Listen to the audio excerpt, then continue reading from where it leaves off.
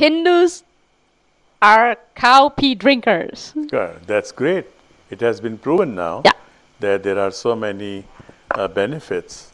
In fact, you'll be surprised, whoever is asking this question, he or she, be surprised that until very recently, cough syrup was made from human urine.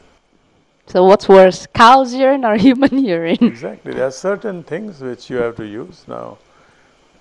A lot of things, if you know exactly, if you know how to decipher whatever is written on the the small paper inside the boxes The of leaflet. medicine, The leaflet.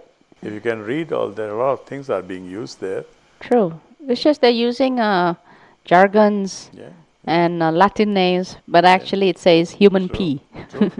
Now, the Mehwish says they sometimes, such medication, they sometimes contain cow urine. And urine is urine. People are usually disgusted by it. But in Islam, it is not an issue of whether it's disgusting or not, whether it's clean or dirty. It is whether it's halal to use or not, whether is it pure or not.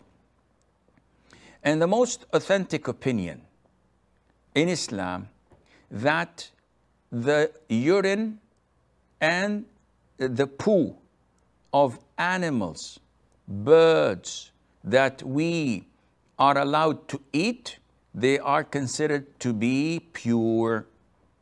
What does that mean? Are we allowed to eat dogs? The answer is no.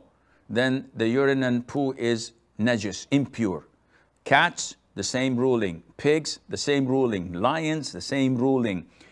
Crows, the same ruling. Are we allowed to eat camels? Yes.